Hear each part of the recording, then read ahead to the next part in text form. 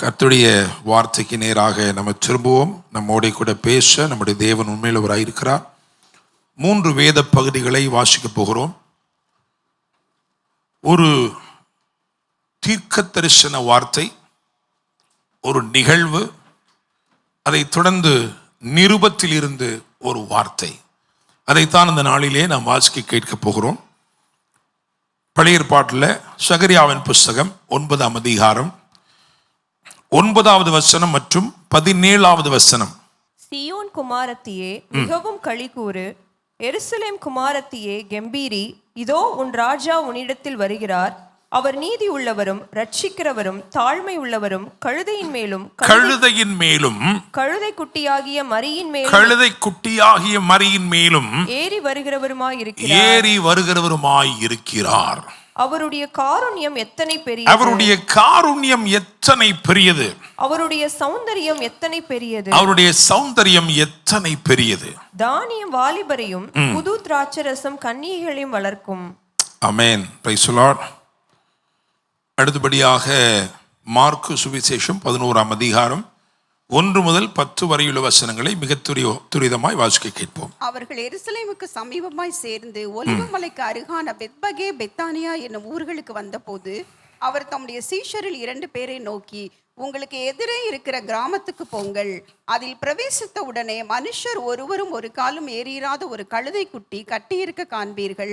அதை அவிழ்த்து கொண்டு வாருங்கள். ஏன் இப்படி செய்கிறீர்கள் என்று ஒருவன் உங்களிடத்தில் கேட்டால், இது ஆண்டவருக்கு வேண்டும் என்று சொல்லுங்கள். உடனே அதை இவ்விடத்திற்கு அனுப்பி விடுவான் என்று சொல்லி அவர்களை அனுப்பினார். அவர்கள் போய் வெளியே இருவழி சந்தியில் ஒரு வாசல் அருகே கட்டியிருந்த அந்த குட்டியை கண்டு அதை அவிழ்த்தார்கள். அப்பொழுது அங்கே நின்றவர்களில் சிலர், நீங்கள் குட்டியை அவிழ்க்கிறது என்னவென்றார்கள். இயேசு கற்பித்தபடியே அவர்களுக்கு உத்தரவு சொன்னார்கள். அப்பொழுது அவர்களை போக விட்டார்கள். அவர்கள் அந்த குட்டியை இயேசுவினிடத்தில் கொண்டு வந்து அதின் மேல் தங்கள் வஸ்திரங்களை போட்டார்கள். அவர் அதின் மேல் ஏறி போனார். அநேகர் தங்கள் வஸ்திரங்களை வழியிலே விரித்தார்கள். வேறு சிலர் மரக்கிளைகளை தரித்து வழியிலே பரப்பினார்கள். முன் நடப்பாரும் பின் நடப்பாரும், ஓசன்னா, கர்த்தரின் நாமத்தினாலே வருகிறவர் ஸ்தோத்திரிக்கப்பட்டவர், கர்த்தரின் நாமத்தினாலே வருகிற நம்முடைய பிதாவாகிய தாவீதின் ராஜ்யம் ஆசீர்வதிக்கப்படுவதாக, உன்னதத்திலே ஓசன்னா என்று சொல்லி ஆர்ப்பரித்தார்கள். ஆமென். ஹல்லேலூயா.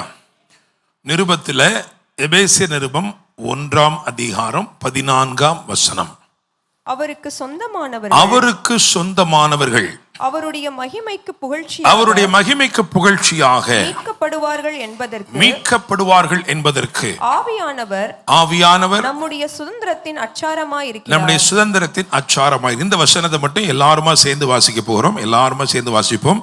அவருக்கு சொந்தமானவர்கள் அவருடைய மகிமைக்கு புகழ்ச்சியாக மீட்கப்படுவார்கள் என்பதற்கு ஆவியானவர் நம்முடைய சுதந்திரத்தின் அச்சாரமாய் இருக்கிறார். அல்லேலூயா. யாருங்க அவருக்கு சொந்தமானவர்கள்? நம்ம தான் இல்லையா? அவருக்கு சொந்தமானவர்கள் அவருடைய மகிமைக்கு புகழ்ச்சியாக மீட்கப்படுவார்கள். அல்லேலூயா. நீங்கள் மீட்கப்படும் நாளுக்கென்று முத்திரையாக பெற்ற தேவனுடைய பரிசுத்த ஆவியை துக்கப்படுத்தாதிருங்கள். ஒரு அல்டிமேட் ரிடம்ஷன், ஒரு பூரணமான மீட்பு ஆயத்தமாகி கொண்டிருக்கிற அதே நேரத்தில் நாம் அனுதினமும் மீட்கப்படுகிறோம். எந்த சூழ்நிலையா இருந்தாலும், எந்த இக்கட்டா இருந்தாலும், எந்த ஆபத்தா இருந்தாலும், ஆபத்தில் நானே அவனோடு இருந்து அவனை தப்புவித்து கனப்படுத்துவேன். ஹல்லேலூயா. Praise the Lord. யோபு சொல்கிறான், என் மீட்பர் உயிரோடு இருக்கிறார். My redeemer lives. Hallelujah. Praise the Lord. இந்த செய்திக்கு ஒரு தலைப்பு, கழுதை குட்டியும் ஆட்டுக்குட்டியும். Praise the Lord. எனக்கு ஒரு நிறைய தலைப்பு வந்துட்டே இருந்துச்சு. மனசெல்லாமே தலைப்பாக தான் இருந்துச்சு. ஆனால் இது கொஞ்சம் நல்லா இருந்துச்சு. அல்லேலூயா. கழுதை குட்டியும் ஆட்டுக்குட்டியும். சண்டே ஸ்கூலில் எத்தனை பேர் அட்டன் பண்ணியிருக்கிறீங்க? அதில் சொல்லிக் கொடுப்பாங்க. என்ன பாட்டு தெரியுமா? குட்டி நாணையா பன்னிக்குட்டியா? கழுதை குட்டி நாணையா, அப்படித்தானே? அல்லேலூயா. சரி. ஸோ நான் ஒரு இந்த சம்பவத்துக்குள்ளே தான் வரப்போகிறோம். இதுலேருந்து தான் நம்ம கர்த்தருடைய வார்த்தையை தியானிக்க போகிறோம். இன்றைக்கி ஆண்டவர் ரொம்ப பவர்ஃபுல்லா நம்ம கூட என்ன செய்ய போறாரு, பேச போறார். அல்லேலூயா, பிரைஸ் தி லார்ட், ஆமென். நான் ஏற்கனவே சொன்னது போல அரசியல்வாதிகள் போல அல்ல, அவர் சொல்லிவிட்டு போகிறவர் அல்ல, அவர் சொன்னதை செய்து முடிப்பவர். அவர் ஒருவர் தான் வாக்கு கொடுத்திருக்கிறாரு, நான் உனக்கு சொன்னதை செய்யும் அளவும் உன்னை கைவிடுவதில்லை. அல்லேலூயா, பிரைஸ் தி லார்ட். அவர் சொன்னதை செய்து முடிக்கிற வரைக்கும் கைவிடாத தேவன். அவருடைய வார்த்தைகள் வெறுமையாய் ஒரு நாளும் திரும்பாது. அதை அவர் அனுப்பின நோக்கத்தை அது நிச்சயமாக வாய்க்கப்படும். ஹல்லேலூயா, பிரைஸ் தி லார்ட், ஆமென். சரி, ஸோ நான் ஒரு சின்ன நோட்ஸ் எழுதி வச்சிருக்கிறேன். ஏன்னா இதெல்லாம் நம்ம தெரிஞ்சுக்கிடணும். அதில் என்ன போட்டு வச்சிருக்கேன்னா, காகங்களும் கழுதைகளும் போட்டு வச்சிருக்கேன். காகங்களும் கழுதைகளும். இதுக்கு காமனா, இந்த ரெண்டையும் காமனா இருக்கிற ஒன்னே ஒன்று என்ன அப்படின்னா, ரெண்டுமே பழைய ஏற்பாட்டில் பிளாக் லிஸ்டட். அப்படிதானே? இது ரெண்டையுமே நம்ம சாப்பிடக்கூடாது. அப்படிதானேங்க? மத்தியானம் இன்னைக்கு எல்லாருக்கும் சாம்பாரும் கழுதை கறியும்னா சாப்பிடுவீங்களா? ஸோ வேதமே விலக்கி வச்சிருக்கு. அப்படிதானே? Blacklisted. நான் இப்படி சொல்றேன், கவனிங்க. காகங்கள் எடுத்துக்கிடுவோமே, காகங்கள். நோவா தேவனுக்கு கீழ்ப்படிந்து ஒரு பேழையை செய்தான். அந்த பேழையை கர்த்தருக்கு கீழ்ப்படிந்து அவன் செய்தபடினாலே அதற்கு உட்படும் அல்லது அந்த பேழைக்கு உட்பட வேண்டிய சகலமும் பேழைக்கு உட்பட்டது. எல்லாமே ஆண்டவர் சொல்லியிருந்தார், இதெல்லாம் இப்படிலாம் வரணும்பான்னு. ஆண்டவர் வெறும் புறாக்களை மாத்திரம் பேழைக்குள் ஏற்றாமல் காகங்களையும் ஏற்றினார். வாய்ப்பு எல்லாருக்குமே கொடுக்கப்படுது. காகங்களை ஏற்றிட்டார், உள்ள ஏறிச்சு, காகங்களும் ஏறிச்சு. கொஞ்ச நாள் கழிச்சு மழையெல்லாம் வற்றி போன பிறகு, மழை வற்றி போன பிறகு இப்பொழுது நோவாவுக்கு ஊழியம் செய்ய அல்லது நோவாவுக்கு ஒரு அடையாளத்தை கொண்டு வரும்படிக்கு அவனுக்கு ஒரு ஊழிய தேவை எழும்புகிறது. உலகத்துக்குள்ள ஒரு மிஷனரி அனுப்பணும். முதல் வாய்ப்பு யாருக்கு கொடுக்கப்படுச்சு தெரியுமா? காகங்களுக்கு. நம்பிக்கையோட காகங்கள் என்ன பண்ணா? அப்படியே. அல்லேலூயா. ஆனா வேதம் சொல்கிறது, அந்த காகம் போய் ஜலம் வற்றி போகும் வரைக்கும் போகிறதும் வருகிறதும் போகிறதும் வருகிறதுமாயிருந்தது. அந்த போகிறதுக்கும் வருகிறதுக்கும் காரணத்தை நான் ஏற்கனவே சொல்லியிருக்கேன். அப்படிதானே? அது போச்சு. போன போது அங்கே அசுத்தமும் தீட்டும் உள்ளவைகள் மரித்து மிதந்து கொண்டிருந்த அந்த பிரேதங்களாய் மிதந்தவைகள் இருக்கே, அதை பார்த்தோன்னே அதுக்கு என்ன வந்துச்சு? கொஞ்சம் ஒரு ஆசை. பேழை தூரமாக தானே போயிருக்கு, யாரும் பார்க்கலையே, நம்ம சும்மா போய் அப்படியே மிதந்து போகிற அந்த எரும மாட்டு மேலே உட்காருவோமே. அப்படிதான் உட்கார்ந்துச்சு. உட்கார்ந்தோன்னே என்ன பண்ணுச்சு? நல்லா வாசனையாக இருக்குது, லைட்டாக மூக்க மட்டும் என்ன பண்ணுவோம், அப்படி கொஞ்சம் நோண்டி பார்ப்போமே அப்படின்னு என்ன பண்ணுச்சு? கடைசியில் இப்படியாக தீட்டுப்பட்ட அந்த காகம் போகிறதும் வருகிறது. இனிமேல் போகவே கூடாது, தெரியாமல் போயிட்டோம். நீ இந்த பேழையை விட்டு வெளியவே போகக்கூடாதுன்னு நினச்சது கொஞ்சம் நேரம் கழிச்சு என்ன நினச்சி, இல்லை கொஞ்சம் போயிட்டு வருவோமே, எப்படி தான் இருக்குன்னு பார்த்துட்டு வருவோமே அப்படின்னு போய் என்ன பண்ணிச்சு? திரும்ப போய் தீட்டுப்படுறது. தீட்டுப்படும், பேழைக்கு வரும், தீட்டுப்படும், பேழைக்கு வரும். ஸோ ஃபெயில் ஆயிடுச்சு. காகம் என்ன ஆயிடுச்சு? ஃபெயிலாக போச்சு. ஸோ நாளடைவில் அது பிளாக் லிஸ்ட் ஆயிடுச்சு. மோசே நியாயப்பிரமாணிகன் மூலமாக எழுதப்பட்டதில் காகத்தை சாப்பிடக்கூடாதுன்னு என்ன பண்ணிட்டாரு? பிளாக் லிஸ்ட் பண்ணிட்டார். பிரைஸ் தி லார்ட், ஆமென். கழுதைகள் எடுத்து பாருங்களேன். கழுதைகள் கம்பேரிட்டிவாக இப்படி ஒன்றும் தப்பெல்லாம் பண்ணலை. கழுதை உண்மையிலே என்னதான் பண்ணுச்சு? நல்லதான் பண்ணுச்சு. அப்படிதானே? பைபிளில் கழுதைகளை பற்றி இப்படி தான் இருக்கு, நல்ல நல்ல லைன் தான் இருக்கு. ஆனால் வேற வழி இல்லை, நியாயப்பிரமாணத்தின் நிர்பந்தங்கள். கழுதை என்ன பண்ண முடியாது? அது அசை போடுகிறதா இருந்தாலும் அதுக்கு விரிகுழம்பு இல்லாதனால் அது என்ன செய்ய முடியாதா? அதையும் பிளாக் லிஸ்ட் பண்ணியாச்சு. அல்லேலூயா. எந்த ஒரு காரியத்தை தீர்மானிக்கிறனாலும் அதை பிதாவாகிய தேவன் மட்டும் என்ன செய்ய மாட்டாரு? அவர் மட்டும் என்ன செய்ய மாட்டாரு? அவர் மாத்திரம் யோசி செய்ய மாட்டாரு. He will consult with his son and then the Holy Spirit. Praise the Lord. எல்லாத்தையும் என்ன பண்ணுவாரு? குமாரனோட கலந்து ஆலோசித்து அப்படிதான் என்ன செய்வாரு? செய்வார். இயேசுவை பற்றி வேதம் என்ன சொல்லுது? ஒரு 2 காரியங்களை சொல்றேன். ஒன்று என்ன அப்படின்னா, நீதிமொழி 8:22, அதை வாசிங்க. நீதிமொழி 8:22. கர்த்தர் தமது கிரியைகளுக்கு முன் பூர்வம் முதல் என்னை தமது வழியின் ஆதியாக கொண்டிருந்தார். என்னை தமது வழியின் ஆதியாக கொண்டிருந்தார். அவர்தான் என்னது? ஆதி. ஆதியும் அந்தமுமாய் அல்பாவும் ஒமேகாவுமாய் இருக்கிறவர். பூர்வ முதல் தமது கிரியைகளுக்கு ஆதியாக கொண்டிருந்தார். அல்லேலூயா. அவர்கிட்ட கேட்காம எதையுமே செய்ய முடியாது. ஏன்னா அவர் தான் சர்வத்துக்கும் சுதந்திரவாளியாக இருக்கிறார். எபிரேயர் 1ஆம் அதிகாரம் தெளிவுபடுத்துகிறது, இவர் சர்வத்துக்கும் சுதந்திரவாளியாக நியமிக்கப்பட்டிருக்கிறார். அல்லேலூயா. Praise the Lord. அது மாத்திரமல்ல, வெளிப்படுத்தல் 19:10 வாசிக்கும் பொழுது இயேசுவை பற்றின சாட்சி தீர்க்க தரிசன ஆவியா இருக்கிறது. Christ is a spirit of prophecy. ஒருத்தன் தீர்க்க தரிசனம் சொல்லணும்னா அவனுக்குள்ள கிறிஸ்துவின் ஆவி என்ன செய்யணும்? அந்த சாட்சி என்ன செய்யணும்? இருக்க வேண்டும். அல்லேலூயா. சரி, இப்போ யோசிச்சு பாருங்க. இப்போ பழைய ஏற்பாட்டில் பிரமாணம் வரப்போகிறது. அந்த பிரமாணம் எழுத போறாங்க. அந்த காலகட்டம், அதாவது ராஜாக்களுடைய முறைமைகள் எழுதப்படுகிற காலகட்டம். அதே மாதிரி தீர்க்கதரிசிகள் வாழ்ந்த ஒரு காலகட்டம். இது 2 நடந்த சம்பவத்தை நான் சொல்றேன். இப்போ நான் சொன்னேன் உபாகமத்தை பொறுத்த வரைக்கும், லேவியராகமும் உபாகமத்தை பொறுத்த வரைக்கும் இது 2 ஆல்ரெடி என்ன ஆயிடுச்சு? பிளாக் லிஸ்ட் ஆயிடுச்சு. ஒன்று ரொம்ப தப்பு பண்ணிருச்சு, அதனால என்ன ஆயிடுச்சு? பிளாக் லிஸ்ட் பண்ணிச்சு. இன்னொன்று அது தப்பு பண்ணலை, ஆனாலும் வேற வழி இல்லாமல் என்ன ஆயிடுச்சு? அதுவும் பிளாக் லிஸ்ட் ஆயிடுச்சு. அல்லேலூயா. சரி, இப்போ பாருங்க,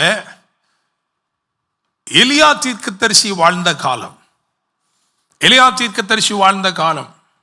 அங்கே ஆகாப் ராஜாவாயிருந்த நாட்களிலே பரலோகத்திலே ஒரு உரையாடல். பரலோக தேவன் பேசுகிறார். இங்க பாருப்பா, இந்த தீர்க்கதரிசி என்ன பண்றான்?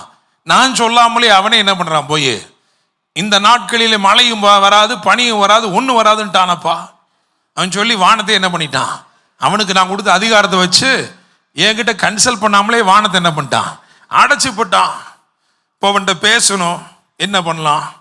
அவனுக்கு சாப்பாடு கொடுக்குறதுக்கு என்ன ஏற்பாடு பண்ணுவோம்? அப்போ பாஸான புறாவும் இருக்கிறது, ஃபெயிலான காக்காவும் இருக்கு. அப்படிதானே? அப்படிதானே? புறா எவ்வளோ உத்தமமாக இருந்துச்சு.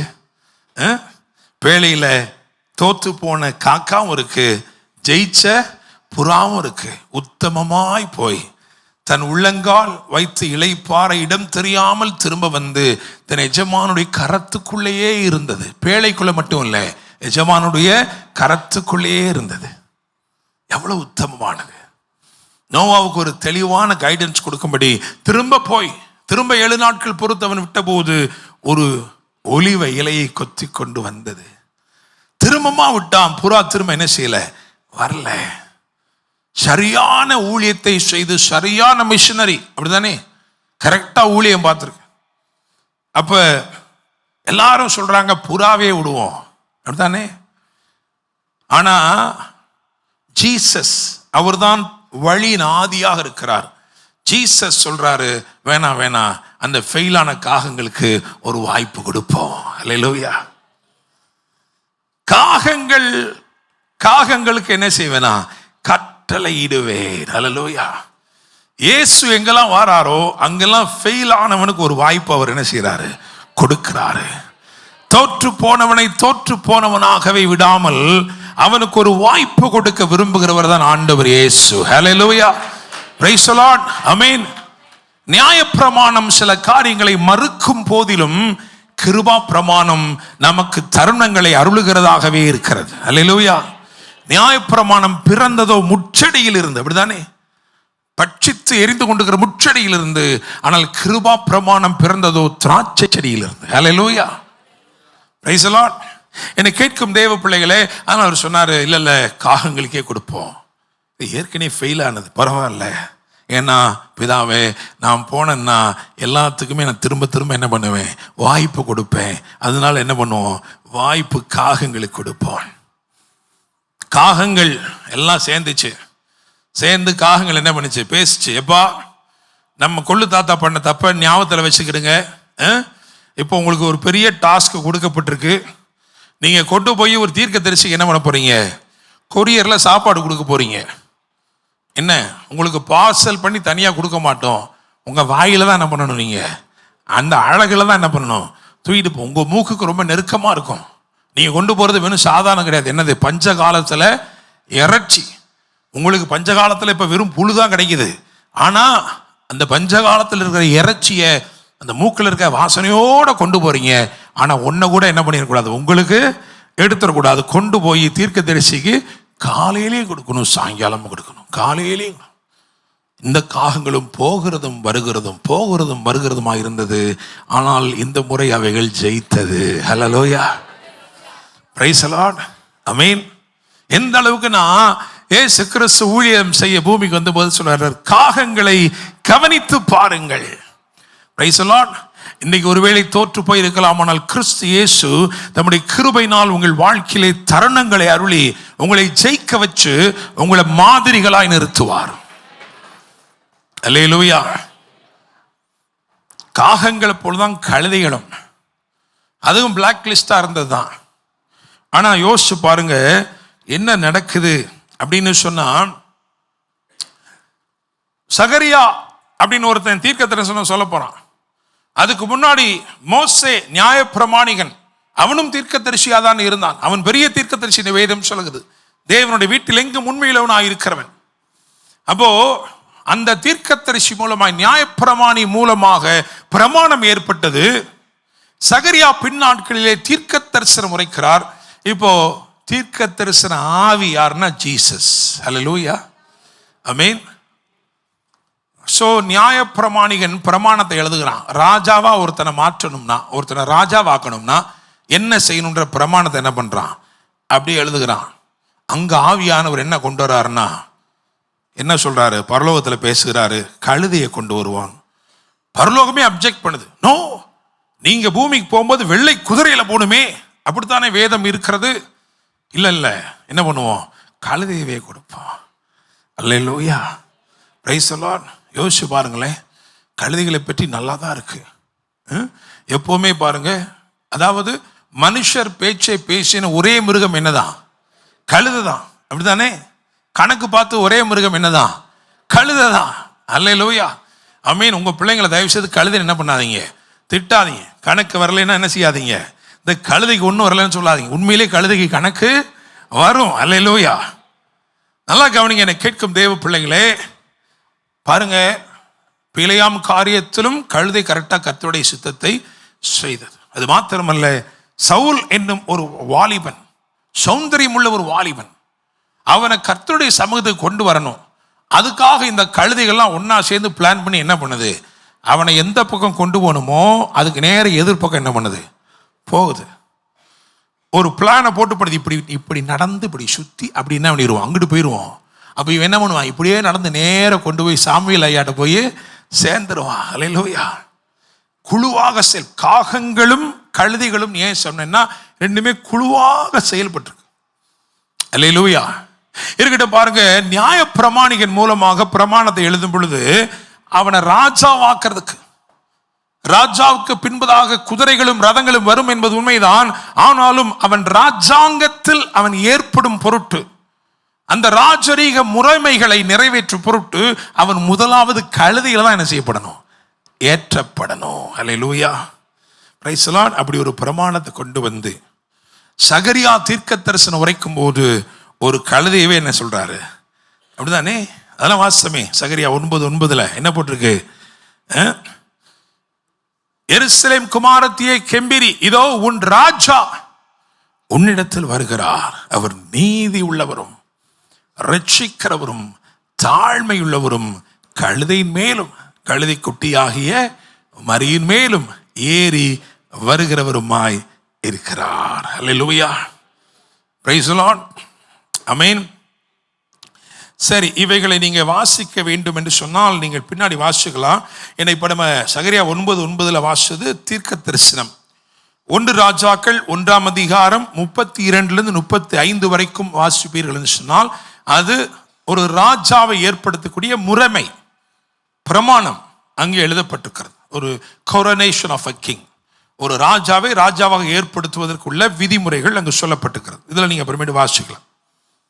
சரி, இப்போ நம்ம நேரடியாக மார்க்கு 11 அதிகாரத்துக்கு வருவோம். ஏன்னா இன்னைக்கு நம்ம பேச போகிறது என்ன அப்படின்னா, கழுதை குட்டியும் ஆட்டுக்குட்டியும். அப்படிதானே பாஸ்டர்? கழுதை குட்டி தான் இங்க இருக்கு, ஆட்டுக்குட்டியை காணமேன்னு நீங்க சொல்ற மைண்ட் வாய்ஸ் எனக்கு கேட்குது. அல்லேலூயா. ஸோ இந்த சத்தியம் ரொம்ப முக்கியமான சத்தியம். நம்ம வாசித்த இந்த வேத பகுதியில் மார்க் 11 அதிகாரம் 1 வசனத்திலிருந்து கொஞ்சம் மெதுவா வாசிக்கலாம். நான் சொல்லுகிறது வரைக்கும் வாசிங்க. அவர்கள் எருசலேமுக்கு சமீபமாய் சேர்ந்து ஒலிவ மலைக்கு அருகான பெத்பகே பெத்தானியா என்னும் ஊர்களுக்கு வந்தபோது அவர் தம்முடைய சீஷரில் 2 பேரை நோக்கி, உங்களுக்கு எதிரே இருக்கிற கிராமத்துக்கு போங்கள். அதில் பிரவேசித்த உடனே மனுஷர் ஒருவரும் ஒரு காலும் ஏறியிராத ஒரு கழுதை குட்டி கட்டி இருக்க காண்பீர்கள், அதை அவிழ்த்து கொண்டு வாருங்கள். அவங்க போன உடனே என்ன பார்க்கறாங்க அதையும் வாசிங்க. 6வது வசனம். இயேசு கற்பித்தபடியே அவர்களுக்கு அதுக்கு முந்தின வசனம் நினைக்கிறேன் சிஸ்டர். அப்பொழுது அங்கே நின்றவர்களில் சிலர் 4 அவர்கள் போய் வெளியே இருவழி சந்தியில் ஒரு வாசல் அருகே கட்டியிருந்த அந்த குட்டியை கண்டு அதை அவிழ்த்தார்கள். ஆமென். போதும், அவ்வளவு போதும். இயேசு எங்க இருந்து எங்க வராருன்னா, எரிகோவிலிருந்து எருசலேமுக்கு வருகிறார். அவர் எருசலேமுக்கு போகும்படி மார்க்கமாய் நடந்து வருகிற பொழுது பெத்பகே பெத்தானியா ஊர்களுக்கு சமீபமாய் வரும் பொழுது இயேசுவின் கண்களில் ஒரு காரியம் தென்படுகிறது. நான் ஏற்கனவே உங்களுக்கு நான் என்ன சொன்னேன் அப்படின்னா, அதாவது காகங்களும் கழுதைகளும் என்று ஒரு சம்பவத்தை நான் சொன்னேன். வேத வசனங்களின்படி ஒரு யோசனை நான் சொன்னேன். நான் அதை எதுக்காக சொன்னேன் அப்படின்னா, இது ரெண்டுமே பிளாக் லிஸ்டட். ஆனா ஆண்டவர் இயேசு கிறிஸ்துவுடைய ஆவியின் ஏவுதலினால் இது ரெண்டுமே எப்படி வந்துருச்சு? இப்ப பாசிட்டிவா இருக்கு. அல்லேலூயா, பிரைஸ் தி லார்ட். ஸோ முதல்ல உங்க பக்கத்தில் இருக்கிற ஆளை பார்த்து சொல்லுங்க, நீங்க ஃபெயில் ஆனாலும் பாஸ் ஆயிருவீங்க. அல்லேலூயா. உங்க வாழ்க்கையில நம்ம வாச ஒரு வசன நிருபத்தில், தமக்கு சொந்தமானவர்கள் அவருடைய மகிமைக்கு புகழ்ச்சியாக மீட்கப்படுவார்கள். ஹல்லேலூயா. நீங்க பாஸ் ஆவீங்க, நிறைய மார்க் வாங்குவீங்க. காரணம் என்ன தெரியுமா? இந்த மீட்பு அவருக்காக அவர் ஏற்படுத்தி கொள்ளுகிற நீங்க தான் அதுல இருக்கீங்க, நீங்க தான் அதுல முக்கிய பங்கு. ஆனா அதுல என்ன இருக்குது? அவருடைய நேம் அதுல இருக்கு. ஹல்லேலூயா, பிரைஸ் தி லார்ட், ஆமென். ஒரு பெரிய செல்வந்தர் அப்படின்னு வச்சுக்கிடுங்களேன். ஒரு பெரிய செல்வந்தர் உங்களை கூட்டிட்டு போறாரு கடைக்கு, சொல்றாரு, நீ தான் என் பிள்ளைப்பா, என் பிள்ளைக்கு ஏற்ற மாதிரி நீ போய் என்ன செய்ய, என் பிள்ளையா போய் வாங்கு அப்படின்னாருன்னா, நீங்க அங்க போய் என்ன பண்ணக்கூடாது? சார் புளிப்புண்டாயிருக்கான்னு என்ன பண்ணக்கூடாது? கேட்டுக்கூட கொஞ்சம் தன்மையா, கொஞ்சம் நல்லபடியா என்ன செய்யணும்? கேட்கணும். அவருடைய ரேஞ்சுக்கு என்ன பண்ணணும்? கேட்கணும். அல்லேலூயா, பிரைஸ் தி லார்ட். நல்லா கவனிங்க. அப்போ அவருடைய புகழ்ச்சிக்கு ஏற்ற, அவருடைய மகிமைக்கு ஏற்ற ஒரு மீட்பை உங்கள் வாழ்க்கையிலே அவர் எழுதும்படி விரும்புகிறார். ஹல்லேலூயா. அவர் உங்க வாழ்க்கையில ஏற்படுத்துகிற மீட்பு எப்படிப்பட்டதா இருக்கணும் அப்படின்னா, அவருக்கு ஏற்ற மேன்மையில இருக்கணும். ஹல்லேலூயா, பிரைஸ் தி லார்ட். சரி, ரொம்ப நல்லது. இங்கே 2 காரியங்களுக்கு நடுவிலே ஒரு கட்டப்பட்டிருக்கிற ஒரு கழுதை. இன்னும் சொல்லப்போனா இருவழி சந்தில் அப்படின்னு போட்டுக்கு, இருவழி சந்தியில், கிராஸ் ரோடு. அங்க ஒரு வாசலும் இருக்குதான். 2 பாதைகள் இருக்கிறது, ஒரு வாசல் இருக்கிறது. ஆனால் அங்கே ஒரு கழுதை கட்டப்பட்டு இருக்கிறது. பிரைஸ் தி லார்ட், ஆமென். யாருடைய கண்களிலும் அது தெரியல. இப்ப நல்லா கவனிங்க, ஒரு கழுதை தான் தேவை இயேசுக்கு, அப்படித்தானே? இயேசுக்கு தீர்க்க தரிசனத்தை நிறைவேற்றுவதற்கு இயேசுக்கு என்ன தேவை? ஏன்னா இயேசு கிறிஸ்துவை பற்றி உள்ள சரித்திரத்தை வாசிக்கும் பொழுது வேதம் தெளிவாக சொல்கிறது, தீர்க்க தரிசினால் உரைக்கப்பட்டது நிறைவேறும்படி இப்படி நடந்தது. அவர் நாசரேத்துக்கு போனார், அங்க வளர்ந்தார். ஏன்னா தீர்க்கதரிசி சொல்லிட்டான், அதனால அங்க போய் வளர்கிறார். அப்படிதானே? அப்ப தீர்க்கதரிசி சொன்னதெல்லாம் நிறைவேற்றும்படிக்கு இயேசு கடந்து வந்தார். அப்படிதானே? தீர்க்க தரிசனங்களை ஆனாலும் நியாய பிரமாணங்களை ஆனாலும் அழிக்கும்படிக்கு வராமல் அவைகளை நிறைவேற்றும்படிக்கே வந்தேன். எனவேதான் இயேசு நியாய பிரமாணத்தின் நிறைவாக இருக்கிறார். அல்லேலூயா. அப்போ இயேசுவுக்கு தீர்க்க தரிசனத்தை நிறைவேற்றுவதற்கு ஒரு கழுதை தான் என்னது தேவை. அது எந்த கழுதையாகவும் இருக்கலாம். அல்லேலூயா, பிரைஸ் தி லார்ட். அப்படிதானேங்க? பக்கத்துல தட்டி சொல்லுங்க, ஆனா பாருங்க, ஏன் மேல அன்பு கூர்ந்து இந்த கழுதையை பார்த்துட்டாரு. அல்லேலூயா, பிரைஸ் தி லார்ட். எத்தனையோ கழுதை இருக்கு, அதெல்லாம் பார்க்கல. அவர் கண்கள்ல ஒரே ஒரு கழுதை. அந்த கழுதை எப்படி இருக்கு தெரியுமா? கட்டப்பட்டு இருக்கிறது. அந்த கழுதையை குறித்து நான் 7 குறிப்பு வச்சிருக்கேன். முதலாவது ஆண்டவரின் கழுதை, இரண்டாவது அடையாளம் பெற்ற கழுதை, மூணாவது அடைபட்டு இருந்த கழுதை, நாலாவது அவிழ்க்கப்பட்ட கழுதை, அஞ்சாவது அலங்கரிக்கப்பட்ட கழுதை, ஆறாவது அபிஷேகத்தின் பாதையில் நடந்த கழுதை, ஏழாவது ஆலயத்தை சென்றடைந்த கழுதை. இந்த பிரசங்கிகளுக்கெல்லாம் 7 பாயிண்ட் சொல்லலாம் தூக்கம் வராது. அதனால நான் உங்களுக்கு அந்த 7 சொல்லிட்டேன். ஆனா இப்ப அது ரொம்ப முக்கியமா அந்த கட்டுண்ட சூழ்நிலைகளை நான் சொல்ல போறேன். ஏன்னா இதுதான் இன்றைக்கு கர்த்தர் உங்களுக்கு தருகிற வார்த்தை. 2 சம்பவங்கள் இருக்கிறது. 2 சம்பவங்களுக்கு நடுவில் இந்த கழுதை கட்டப்பட்ட கழுதையாக இருக்கிறது. நான் இந்த பிரசங்கத்தை பண்ணும்போது தேவாவியானவர் உங்கள் இருதயத்திலே பேசுவார். அது உன்னுடைய நிலைமையாக இருக்கும் என்றால் இன்று எழுதப்பட்ட ஒரு விடுதலையை கர்த்தர் உங்கள் வாழ்க்கையிலே பிரகடனப்படுத்தி நிறைவேற்றுவார். ஹல்லேலூயா, பிரைஸ் தி லார்ட். சோ இந்த கட்டப்பட்ட கழுதை, அதுக்கு முன்னாடி ஒரு சம்பவம் இருக்கு, அதுக்கு அடுத்தபடியா ஒரு சம்பவம் இருக்கு. அதுக்கு முன்னாடி இருந்த சம்பவம் என்ன அப்படின்னா எரிகோ. இயேசு எரிகோவிலே ஒரு அற்புதத்தை செய்து அதற்கு பிறகுதான் எருசலேமுக்கு போகும் மார்க்கமாய் அவர் நடந்து போகிற வழியிலே இவைகள் சம்பவிக்கிறது. பெத்பகே, பெத்தானியா ஊர்களில் சம்பவிக்கிற காரியம். So he was traveling from Jericho to Jerusalem. Hallelujah, praise the Lord. So இந்த 2 சம்பவத்திலும் 2 இடத்துல நான் ஒரு விஷயத்தை சொல்ல போறேன். அதுக்கப்புறம் நடுவுல கட்டப்பட்ட அந்த கழுதைக்கு கட்டவிழ்த்தலை ஏன் கூற வேண்டும், எதற்காக கூற வேண்டும் என்று நாம் தியானிக்க போகிறோம். அல்லேலூயா, அல்லேலூயா. அந்த கழுதையை பார்த்து சொல்றாரு, இது ஏன் கழுதைங்கிறாரு. அப்படிதானே? ஏன்னா கட்டவிழ்க்கும் போது கேட்கிறாங்க, ஏன் அவிழ்க்கிறீர்கள்? அல்லேலூயா. உங்களுக்கு ஒரு நன்மை நடக்கும்போது பல சத்தம் எழும்பும். ஏன் செய்றீங்க?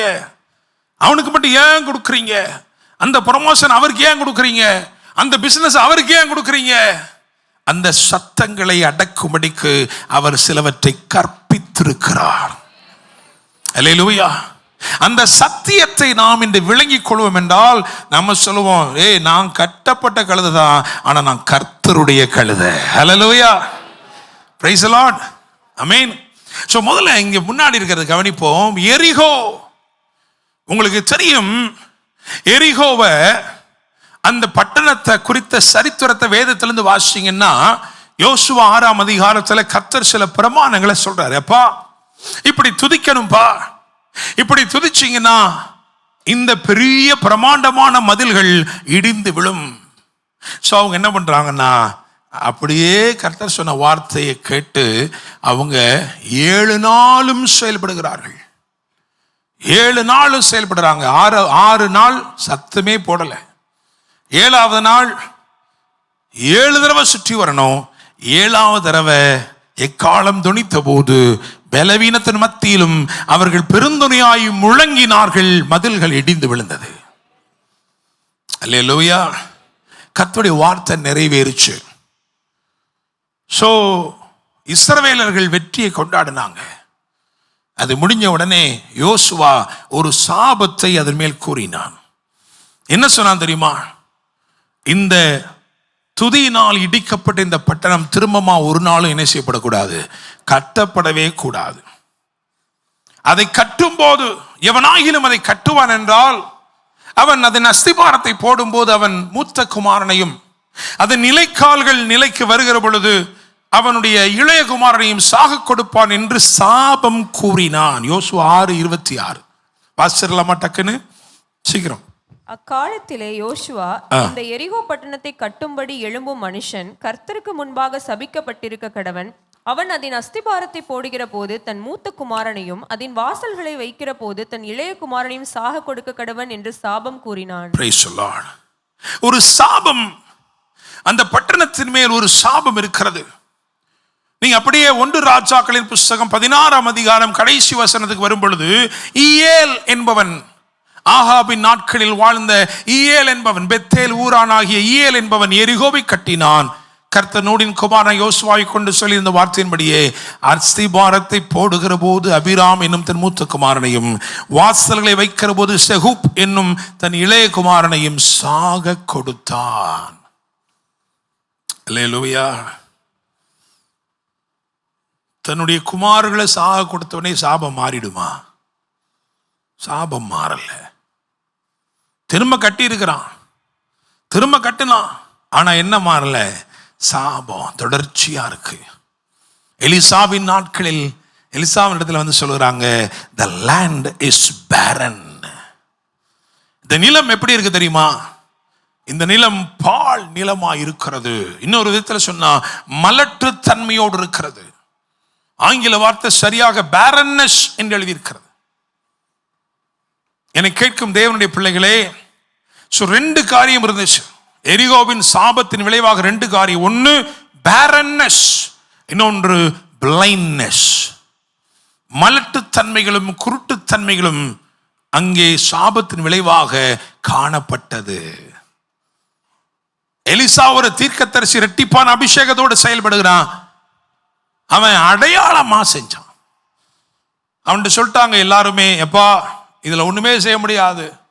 ஆனா அவன் நினைக்கிறான் இந்த நிலத்தை ஆரோக்கியமாக்கணும். ஏன்னா there is because of the barrenness, மலட்டுத்தன்மை இருக்கிறதுனாலே இந்த நிலத்தில் ஒன்றும் பிறப்பிக்க கூடாமல் இருக்கிறது. there is no growth, there is no life, there is no life, there is no movement, there is no increase. If there is no life, there will be no increase. அப்படிதானே? ஜீவன் இல்லை என்றால் என்ன இல்லை? பெருக்கம் இல்லை, கனி கொடுத்தல் இல்லை, எதுவுமே இல்லை. So lack of life and lack of vision, ஜீவனும் இல்லை தரிசனமும் இல்லை அப்படின்னு அர்த்தம்னா சாபம் எங்கேயோ இருக்கு.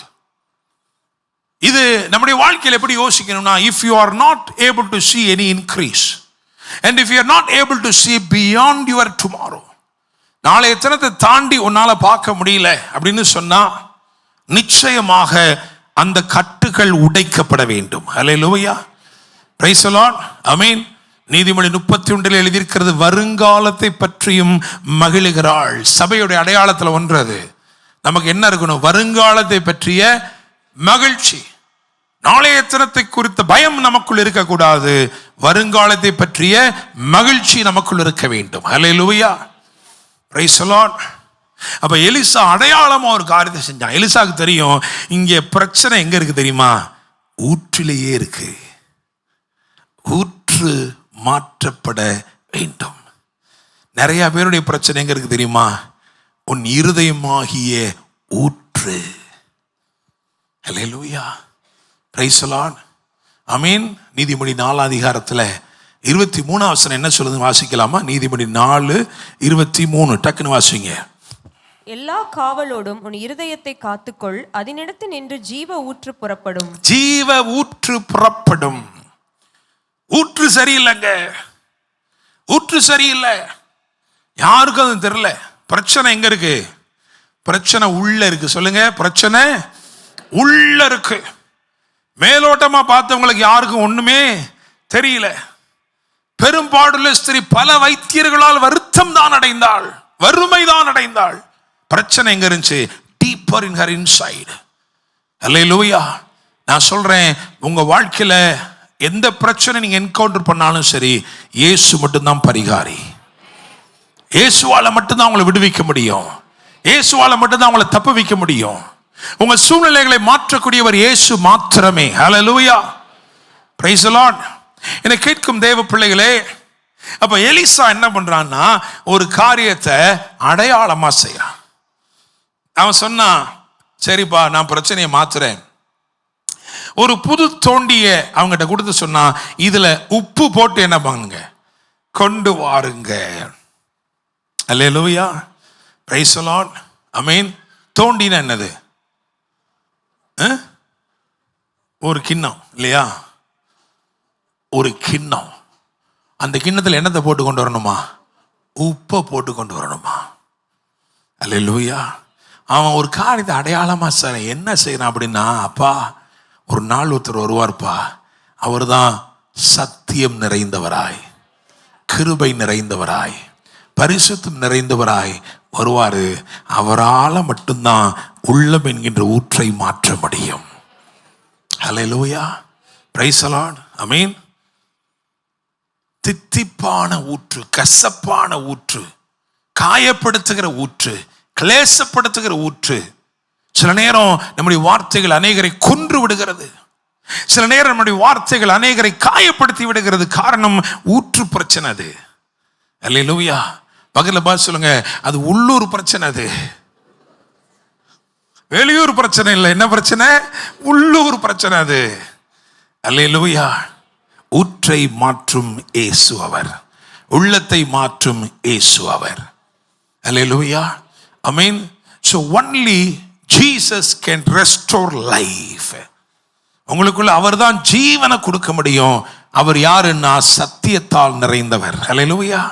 அவர் கிருபையால் நிறைந்தவர், அவர் உண்மையால் நிறைந்தவர், அவர் விசுவாசத்தால் நிறைந்தவர், அன்பால் நிறைந்தவர். ஹல்லேலூயா, பிரைஸ் தி லார்ட். இன்னும் சொல்லப்போனா, நீங்க கெட்டு போகாம இருக்கிறதற்காக உங்களுக்குள் சேர்க்கப்பட்ட உப்பு யாருதான்? இயேசுதான். ஹல்லேலூயா, ஆமென், ஆமென். இந்த உப்புடைய தன்மை விசேஷம் என்ன அப்படின்னா, இந்த உப்பு எங்கெல்லாம் போகுமோ எல்லாத்தையும் உப்பாக்கிடுது. ஹல்லேலூயா, அப்படிதானங்க? ஆமாவா? காப்பிகள் உப்பு போட்டிங்கன்னா காப்பி எப்படி இருக்கும்? தண்ணியில் உப்பு போட்டிங்கன்னா தண்ணி என்ன செய்யும்? அதனால தான் இந்த உப்பு உங்களுக்குள்ள வந்தோடனே நீங்க பூமிக்கு உப்பா மாறிடுறீங்க. ஹல்லேலூயா, பிரைஸ் தி லார்ட், ஹல்லேலூயா. விசுவாசிக்கிறீங்களா? என்னை கேட்கும் தேவ பிள்ளைகளே,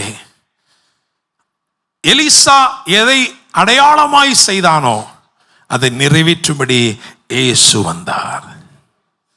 அல்லேலூயா. இயேசுட்ட எல்லாரும் சொன்னாங்க, இன்னைக்கு நம்ம எருசலேம் போகணும், எருசலேம் போகணும் ஆண்டவரே, எருசலேம் போகணும் ஆண்டவரே. ஆமா போகணும்ப்பா, ஆனால் அதுக்கு முன்னாடி என்ன பண்ணணும்? எரியோவுக்கு போகணும்ப்பா. ஐயோ, எதுக்கு அங்கே எதுக்கு போறீங்க? அதெல்லாம் நமக்கு பிடிச்ச எல்லை இல்லையே அது. யோசுவா காலத்துல சாபம் போட்ட எல்லைக்குள்ளே போக போறீங்க. ஆனால் ஜீசஸ் சொல்வார், இல்லப்பா, நான் எப்படி சமாரியாவின் வழியாய் போக வேண்டியதா இருந்ததோ அதுபோல எரிகோவின் வழியாகவும் போக வேண்டியதா இருக்கிறது. அல்லேலூயா, பிரைஸ் தி லார்ட். உங்களுக்கும் எனக்கும் மீட்பை அருளும்படி, உங்களுக்கும் எனக்கும் விடுதலை அருளும்படி நம்முடைய எல்லைகளுக்குள் அவர் கடந்து வருகிறவராயிருக்கிறார். அல்லேலூயா, பிரைஸ் தி லார்ட். அவருக்கு தெரியும் அங்க ஒருத்தன் என்ன பண்ணிட்டு இருக்கிறான், பிச்சை கேட்டு கொண்டு இருக்கிறான். அப்படிதானே? அவன் பேர் என்னது? பர்திமேயு. பர்திமேயு பிச்சை கேட்டு கொண்டிருக்கிறான். Son of greatness. திமேயஸ் அப்படின்னா என்னத்தம்? கிரேட்னஸ், பிரபல்யமானவன், பெரிய மனிதன். அவனுடைய பிள்ளை என்ன பண்ணிட்டு இருக்கிறான் இப்போ? அல்லேலூயா, பிரைஸ் தி லார்ட். நிறைய நேரம் நம்மளும் பிதாவை பிதாவே அப்படின்னு கூப்பிடலாம் செய்கிறோம். ஆனா என்னைக்கு நமக்கும் அவருக்கும் ஒரு இரத்த சம்பந்தம் வருதோ அன்னைக்கு தான் நாம் உண்மையிலேயே அப்பா பிதாவே என்று கூப்பிட பண்ணுகிற புத்திர சுவிகாரம் பெறுகிறோம். அதனால தான் மறுபடியும் பிறக்கிறோம். அல்லேலூயா. உண்மையான மனம் திரும்புதல் இல்லாத வரைக்கும் நீங்க அவரை பார்த்து அப்பா பிதாவேன்னு பாட்டு மட்டும் என்ன பண்ணலாம்? பாடிட்டு இருக்கலாம். அப்படிதானே?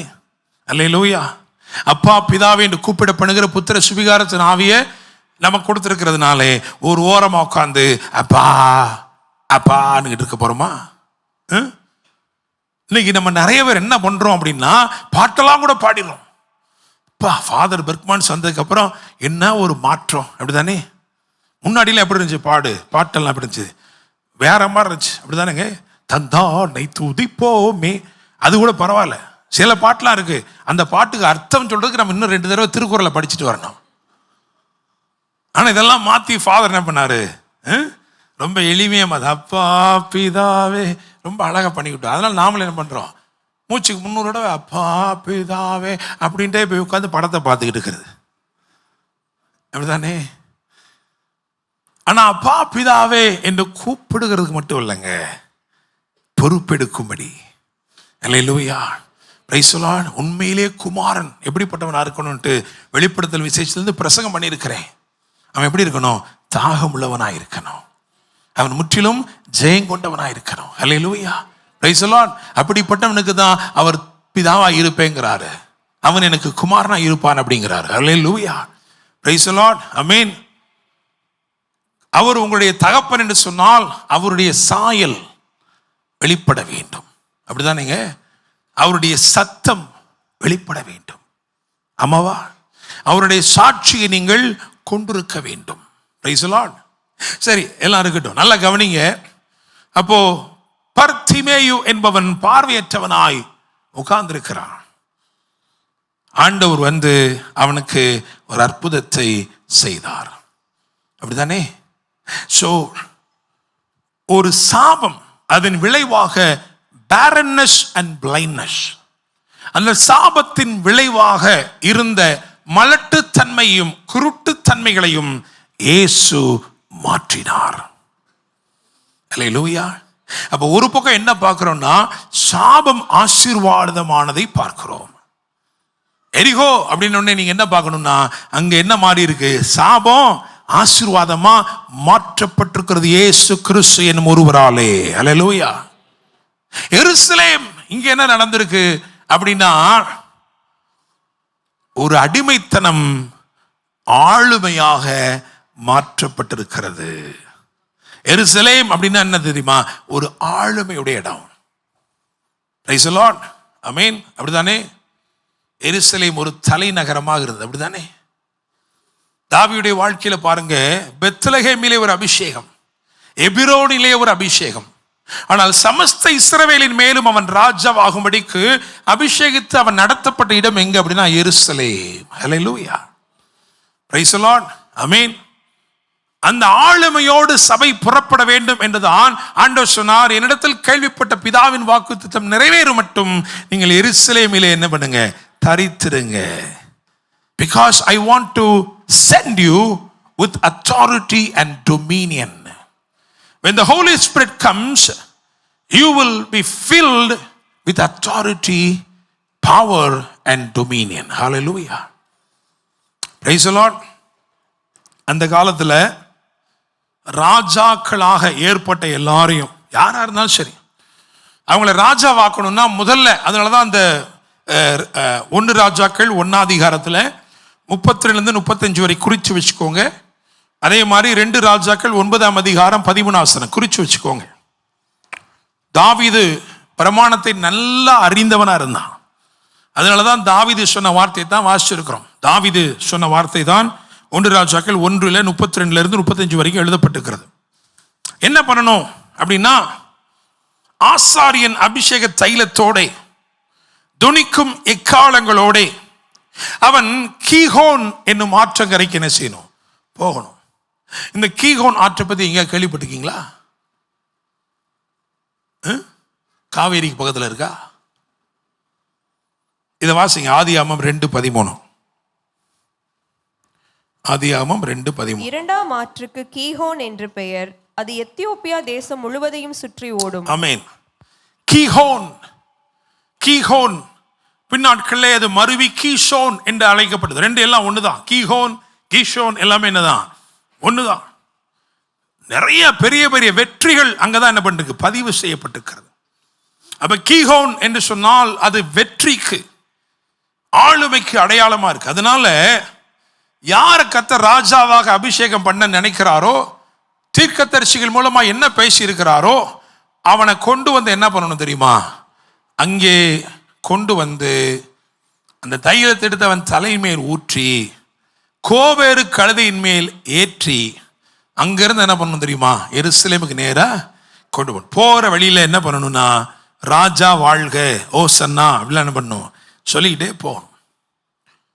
இது 2 ராஜாக்கள் 9:13 யெகூ ராஜாவாக அபிஷேகம் தைலத்தை ஊற்றிட்டு சொன்ன உடனே என்ன பண்றாங்க தெரியுமா? கூட இருந்த சேனாபதிகள்லாம் வஸ்திரங்களை தரையில விரிப்பாங்க. விரித்து ராஜா வாழ்கன்னு சொல்லி என்ன பண்ணாங்க எக்காலம் ஓதி சொன்னாங்க. இதுவும் எழுதப்பட்டிருக்கு வேதத்தில். இதெல்லாம் ராஜாக்கள் காலத்தில் ராஜாங்கத்தில் ராஜாவாக ஒருத்தரை ஏற்படுத்தக்கூடிய முறைமையில் எழுதப்பட்டிருக்கிறது. அப்படி கீகோன் ஆற்றிலிருந்து அந்த கழுதையில் ஏற்றப்பட்ட ஒருத்தரை புறப்பட்டு நேர எங்க கொண்டு வருவாங்க அப்படின்னா நேர எருசலேமில் இருக்கிற அரண்மனைக்கு கொண்டு வருவாங்க. அந்த அரண்மனைக்கு வந்த உடனே ஆசாரியன் என்ன பண்ணுவான் அப்படின்னா, நம்ம ஆங்கிலத்தில் சொல்லுவோம் ஓத் டேக்கிங், உறுதிமொழி எடுக்கிறது, ஒரு ஆணை எடுப்பது உறுதிமொழி. ஸோ இந்த நியாயப்பிரமாணத்தின் பிரதி கொடுக்கப்படும். அதை வச்சு உறுதிமொழி எடுத்த பிறகு அந்த பிரதி அவன் கையிலே கொடுக்கப்படும். அதை அவன் வாசித்து தான் நாட்டை என்ன பண்ணணும் அரசாட்சி செய்வார். சட்ட திட்டத்தின்படி, தேவன் கொடுத்த சட்ட திட்டத்தின்படி அதை ஆட்சி. இதுதான் பிரமாணம். அப்படி கோவேறு கழுதையில ஏறிட்டு, கழுதையோ கோவேறு கழுதையோ அதில் ஏறிட்டு வரணும். ஏன்னா ராஜாவாக ஏற்படக்கூடியவன் எப்படி தான் இருக்கணும்? ரொம்ப தாழ்மையாக தான் இருக்கணும். இந்த சம்பவத்தில் அந்த ஒரு நாள் இருக்கு பார்த்தீங்களா, அவன் ராஜாவாகிற ஒரு நாள் இருக்கு பாருங்க, அன்னைக்கு மட்டும்தான் அவன் என்ன பண்ணுவான், அந்த கழுதை மேலே ஏறுவான். அவன் ராஜான்னு சொல்ல ஆரம்பிச்ச உடனே அவனுக்கு ஒரு குதிரை அந்த பக்கம் என்ன ஆகிடும், ரெடி ஆயிரும். அப்படியே ஊர் பார்க்க கழுதையிலேயே போய் கழுதை அங்கிட்டு போன கழுதையை டமால்னு காலில் ஏற்றி விட்டு அடுத்தபடி என்ன பண்ணிடுவார். நான் சொல்றது இந்த நாட்களில் நடக்குதான்னு பாருங்க. ஓட்டு கேட்கும் போது வருவாங்க சில ஆட்கள் பாருங்க, உங்களுக்கு காலை கழுவி விடுவாங்க. சில ஆள் உங்கள் திண்ணை என்ன பண்ணுவாங்க, கூட்டி விடுவாங்க. நாங்கள் மாடனாக ஒவ்வொன்றும் பண்ணுறோம் பாருங்க. சில ஆளை பாருங்க டீ ஆற்றிக்கிட்டு இருப்பார், பழைய ஞாபகத்தில் டீ ஆற்றிக்கிட்டு கொடுத்துட்டு இருப்பார். சில ஆள் பார்த்தீங்கன்னா பரோட்டா மாஸ்டர் மாதிரி பரோட்டா போட்டு, நீ இதெல்லாம் நடக்கிறதானே, நீங்கள் பார்க்கலையா டிவியில்? இனி பார்ப்பீங்க, இனிமேல் தான் தொடங்குது. அல்லேலூயா, வரிசையாக நிறைய வரும் இந்த மாதிரி. Price the Lord. இப்படி நிறையா இருக்கும். அதே மாதிரி தான் அந்த ஒரு நாள் தான் அந்த கழுதியில், அந்த ஒரு நாள் தான் அப்படியே எந்திரிச்சு மேலே நின்று தலை வெளியே தெரிகிற மாதிரி கூட இன்னொரு ஆளையும் வச்சுக்கிட்டு, அந்த பகுதியில் நிற்க ஒரு ஆள் இருப்பான்ல, அவனையும் கூட வச்சுக்கிட்டு தொண்டை தண்ணி போக கழுத மாதிரி கத்திட்டு வரதெல்லாம் அந்த ஒரு நாள் தான். எல்லாம் உங்கள் தொகுதிக்கு எல்லாம் முடிஞ்சு நீங்களும் போய் ஓட்டலாம். போட்ட பிறகு அதுக்கப்புறம் அவர் வேற காரில் போவார். அல்லேலூயா. ஸோ பழைய ஏற்பாட்டிலும் விதிவிலக்கல்ல. அங்கேயும் என்ன பண்ணாங்க, இப்படி தான் ஏறி கழுதையில் ஏறி கீகோன் ஆற்றிலிருந்து அந்த அப்படியே போய் அரண்மனையில் போய் உட்காரதோடு அவ்வளவுதான். கீகோன் ஆற்றங்கரையிலேருந்து ஆலயத்துக்கு போகணும், ஆலயத்துலேருந்து அரண்மனைக்கு போகணும். போனதோடு என்னதான், அவ்வளோதான், முடிஞ்சு போச்சு. ஆலயத்துக்கு போனால் தான் என்ன கிடைக்கும், அதே மாதிரி போய் ஒவ்வொருத்தரும் பேரை சொல்லி இங்கே கவர்னர் ஆஃபீஸுக்கு போகிறாங்களா இல்லையா, போய் தானே என்ன பண்ணுவாங்க, இந்த பிரமாணம் அங்கே தானே நடக்கும்.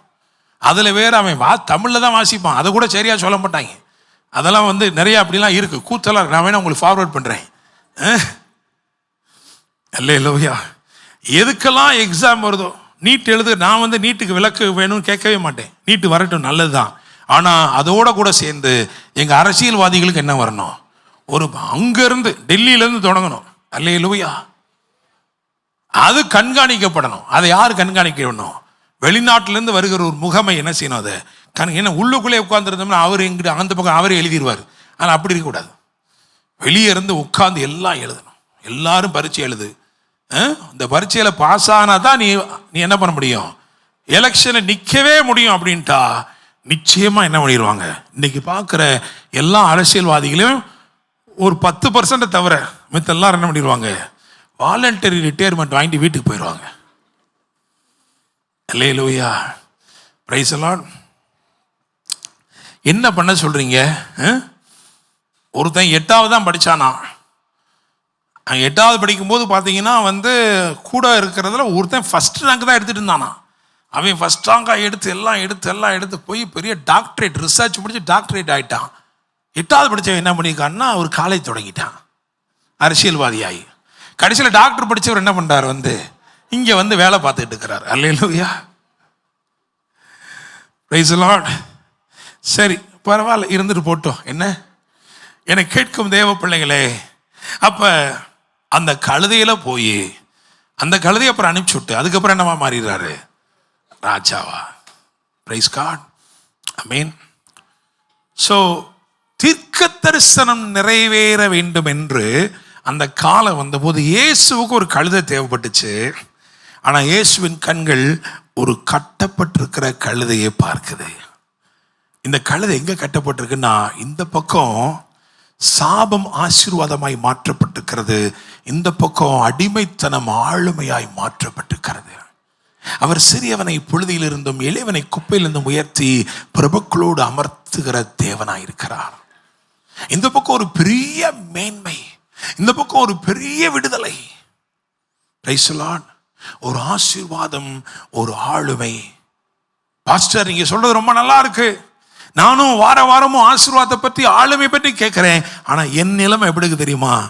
நான் இருவழி சந்தியில் கட்டப்பட்டு இருக்கிறேன். பிரைஸ் தி லார்ட், அல்லேலூயா, ஆமென். இந்த கழுதையை பற்றி நான் 7 காரியம் சொன்னேன், குறிப்புகள். நீங்கள் எழுதியிருக்கிறதுக்கு வாய்ப்பு இல்லை, ஏன்னா ரொம்ப வேகமாக சொன்னேன். முதலாவது ஆண்டவரின் கழுதைன்னு சொன்னேன். 2வது அடையாளம் பெற்ற கழுதை. 3வது அடைபட்டு இருந்த கழுதை. 4வது அவிழ்க்கப்பட்ட கழுதை. 5வது அலங்கரிக்கப்பட்ட, கரெக்ட், 5வது என்னது? அலங்கரிக்கப்பட்ட கழுதை. 6வது அபிஷேகத்தின் பாதையில் நடத்தப்பட்ட கழுதை. 7வது ஆலயத்தை சென்றடைந்த கழுதை. அல்லேலூயா. இப்ப இதுல தான் வருவோம். முதல்ல இப்ப ஆண்டவரின் கழுதை, அப்படித்தானே? ஏன் அப்படி சொல்றோம்? 2 பேர் அனுப்புறாரு, கற்பித்து அனுப்புகிறார். இதை போய் சொன்னீங்கன்னா நிச்சயமா அந்த கழுதைக்கு ஒரு விடுதலை கிடைக்கும். நீங்க போய் நான் சொல்லி என் வார்த்தையை பெற்று நீங்க போறீங்க, நீங்க போய் சொல்றதுனால மட்டும், அதை நீங்க போய் கட்டவிழ்க்கிறனால மட்டும் அதுக்கு விடுதலை ஆயிடாது. என் வார்த்தையை அங்க போய் என்ன செய்யணும்? நீங்க சொல்லணும். ஏன்னா வேதம் சொல்கிற சத்தியத்தையும் அறிவீர்கள், சத்தியம் உங்களை விடுதலையாக்கும். இதனால் ஆண்டவர் சொல்றாரு, நீ கட்டப்பட்டு இருக்கிற இடத்திலே நீ கட்டவிழ்க்கப்படும்படி என்னுடைய வார்த்தைகளை உனக்கு நேராக அனுப்புகிறேன். அல்லேலூயா. அவர் கற்பிக்கிறவைகளை சொல்லும் போது விடுதலை உண்டாகும். அவர் என்ன கற்பித்தார் என்று சொன்னால், இது என்னுடையதுன்னு சொல்ல சொன்னார். போய் என்ன சொல்ல சொன்னாரு? இது ஆண்டவருக்கு தேவை. போய் கட்டவிழ்க்குங்க. போய் நீங்க கட்டவிழ்க்கும் போது கேட்பாங்க, ஏன் கட்டவிழ்க்கிறீர்கள்? அப்ப நீங்க சொல்ல வேண்டியது, இது ஆண்டவருக்கு தேவை. அல்லேலூயா, பிரைஸ் தி லார்ட். அதனாலதான் சொன்னோம், அவருக்கு சொந்தமானவர்கள் அவருடைய மகிமைக்கு புகழ்ச்சியாக மீட்கப்படுவார்கள். அவருக்கு சொந்தமானவர்கள். அல்லேலூயா. இப்ப நல்லா கவனிங்க. அடையாளம் பெற்ற கழுதைன்னு கூட ஒரு குறிப்பு சொன்னேன். என்ன அடையாளம்? அவங்க சொல்றாங்க, சொல்லி வராரு ஆண்டவர் சொல்ற, நீங்க போங்கப்பா, அங்க ஒரு கழுதையை பார்ப்பீங்க, கட்டி இருக்க பார்ப்பீங்க. அந்த கழுதைக்கு ஒரு அடையாளம் என்ன சொல்றாருன்னா, ஒருவரும் ஒரு காலும் ஏறிராத ஒரு கழுதை. சும்மா நம்ம அப்படி வாசம்னா நமக்கு ஒன்றும் புரியாது. அதனங்க ஒருவரும் ஒரு காலமும் ஏறி இருக்காத கழுதை. கழுதை எதுக்கு வளர்க்குறோம்? மாடு எதுக்கு வளர்க்குறோம்? பசுமாடு எதுக்கு வளர்க்குறோம்? பால் கொடுக்க. அப்போ கழுதை எதுக்கு வளர்க்குறோம்? பொதி சுமக்க, அப்படித்தானங்க. ஆனால் ஒரு கழுதைக்கு மட்டும் அது ஒரு விலக்கு. என்ன விலக்கு? ஒரு தடவையும் உன்னையும் அது என்ன செய்யாது. அது என்னங்க அந்த அடையாளம் என்ன சொல்லுகிறது? இது யூதனுக்கு டக்குன்னு புரியும், ஆனால் நமக்கு என்ன செய்யாது, புரியாது. நமக்கு புரியணும் அப்படின்னா கொஞ்சம் வேத வசனங்களை கொஞ்சம் என்ன பண்ணணும், பின்னாடி போய் பார்க்கணும். யாத்ராமத்தின் புஸ்தகம் 13ஆம் அதிகாரம் 12, 13 மற்றும் யாத்ராமம் 34, 19, 20 இதுல ஏதாவது ஒன்ன வாசிங்க. போதும் 13 வாசிங்க. யாத்ராமம் 13 அதுல 12, 13. கர்ப்பம் திறந்து பிறக்கும் அனைத்தையும் உனக்கு இருக்கும் மிருக ஜீவன்களின் தலையீற்று அனைத்தையும் கர்த்தருக்கு ஒப்பு கொடுப்பாயாக. அவைகளில் உள்ள ஆண்கள் கர்த்தருடையவைகள், கழுதையின் தலையீற்றை எல்லாம் ஒரு ஆட்டுக்குட்டியால் மீட்டுக் கொள்வாயாக. மீட்காவிட்டால் அதன் கழுத்தை முறித்து போடு. உன் பிள்ளைகளில் முதற் பேரான சகல நரஜீவனையும் மீட்டுக் கொள்வாயாக. ரைட். ஒரு கிளாரிட்டிக்காக யாத்திராமம் 34 அதுல 19, 20 கூட வாசிப்போம். கர்ப்பம் திறந்து பிறக்கிற யாவும் நல்ல கவனமா பாருங்க. கர்ப்பம் திறந்து பிறக்கிற யாவும் உன் ஆடு மாடுகளின் தலையீற்றான ஆண்கள் யாவும் என்னுடையவைகள். சரி. கழுதையின் தலையீற்றை ஒரு ஆட்டுக்குட்டியால் மீட்டுக் கொள்வாயாக. அதை மீட்டுக் கொள்ளாதிருந்தால் அதன் கழுத்தை முறித்து போடும். அதாவது ஒரு வீட்டில் கழுதை குட்டி போடுதுன்னு வச்சுக்கிடுங்க. அந்த கழுதையில முதற் பலன், அதாவது முதலாவது தலையீற்றுன்னு சொல்றோம்ல, அந்த முதல் கழுதை பிறந்தோடனே வர கழுதை யாருக்குரியதான்? இப்ப ஆடாக இருந்துச்சுன்னு வச்சுக்கோங்களேன், அது என்ன பண்ணலாம்? கர்த்தருக்கு பலி செலுத்தலாம். அப்படிதானங்க? இது கர்த்தருக்கு உரியதுங்க. இது கர்த்தருக்கு என்ன பண்ணலாம்? பலி செலுத்தலாம். ஏன்னா அது வந்து சுத்தமான மிருகங்கள் பட்டியலில் வருது. ஆனா இது அசுத்தமான மிருக பட்டியலில் வருது. அதனால இது என்ன செய்ய முடியாது? இதை கர்த்தருக்கு என்ன செய்ய முடியாது? பலியா கொடுக்க முடியாது. ஆடு பலி செலுத்தலாம். அந்த இரத்தம் பலிபீடத்தில் சிந்தப்படும், அது சுட்டரிக்கப்படும், அதன் மாம்சம் ஆசாரியனை சேரும். அப்படிதானே? காளை அப்படிதானே பழைய ஏற்பாட்டில். ஆனால் கழுதை அதே மாதிரி சொல்ல முடியுமா? அதன் இரத்தம் பலிபீடத்தில் சிந்தப்படட்டும், அதன் மாம்சம் ஆசாரியனை சேரும் சொல்ல முடியுமா? சொல்ல முடியாது. அப்படிதானே? அதனால என்ன சொன்னார் அப்படின்னா, அப்பா இந்த தலையீற்றாக இருக்கிற கழுதை மீட்கப்பட வேண்டும். எப்படி மீட்கப்பட வேண்டும்? அதுக்கு பதில ஒரு ஆடை பலி செலுத்திரு. அல்லேலூயா. ஒரு ஆடை பலி செலுத்திரு. ஒரு அசுத்தமான மிருகம் மீட்கப்படும்படிக்கு ஒரு சுத்தமான மிருகம் பலியிடப்பட வேண்டும். அதை தொடர்ந்து அந்த கழுதை மனுஷ உபயோகத்திற்காக பயன்படக்கூடாது. ஒருவரும் ஒரு காலமும் அதில் ஏறக்கூடாது. அல்லேலூயா. Praise the Lord. அது கர்த்தருக்கென்று தன்னிச்சையாக விடப்பட்டிருக்கும். அல்லேலூயா. Praise the Lord. அப்ப இங்க ஒரு கழுதை அடையாளப்படுத்துகிறார். என்ன சொல்றாருன்னா, ஒருவரும் ஒரு காலம் ஏறிராத ஒரு கழுதை. அல்லேலூயா. Praise the Lord. அப்படின்னு என்ன தெரியுமா? அது தலையீற்று கழுதை. அல்லேலூயா.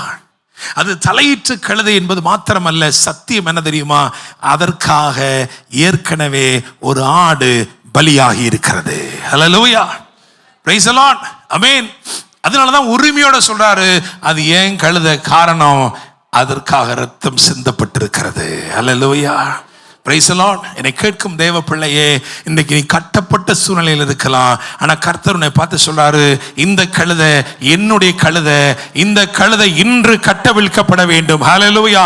காரணம், இந்த கழுதையின் கழுத்து முறித்து போடப்படாதபடிக்கு அதற்காக ஒரு ஆடு பலியாகி இருக்கிறது. ஹல்லேலூயா. இனிமே உங்க வாயினால் என்ன சொல்லக்கூடாது? பாஸ்டர், கழுத்து போகிற மாதிரி இருக்கு பாஸ்டர். உங்க கழுத்து போகணும் இருந்தா நீங்க உங்க தாயின் வயிற்றில் இருக்கும்போதே போயிருந்திருக்கணும். அல்லேலூயா. உங்கள் கழுத்து முறிக்கப்படாமல் நீங்கள் மீட்கப்படுவதற்கு ஒரு காரணம் இருக்கும் என்றால் கர்த்தர் உங்களை சொந்தமாக்கி கொள்ள வருகிறார். அல்லேலூயா. Praise the Lord. நீ கழுதையாக இருக்கலாம், கட்டப்பட்டிருக்கலாம், ஆனால் நீ கர்த்தருக்கு தேவை என்பதுதான் இந்த நாளிலே சொல்லப்படுகிற நற்செய்தியாக இருக்கிறது. அல்லேலூயா. கட்டப்பட்டிருந்துச்சா? ஒருவேளை ஆசீர்வாதத்திற்கும் ஆளுமைக்கும் நடுவிலே சிறைப்பட்ட ஒரு நிலைமையில நீங்க சொல்லலாம், எனக்கு பக்கத்திலேயே ஒரு வாசல் இருக்கு. There is a man-made opportunity that is very near me. என் பக்கத்துல இருக்கு. ஆனா கட்டு இருக்கிறதுனால அந்த வாய்ப்பை நான் பயன்படுத்த முடியவில்லை. அல்லேலூயா. என் பக்கத்திலேயே ஒரு காலேஜ் இருக்கு. இந்த பக்கம் பாருங்க ஒரு காலேஜ் இருக்கு, அந்த பக்கம் பாருங்க ஒரு ஸ்கூல் இருக்கு.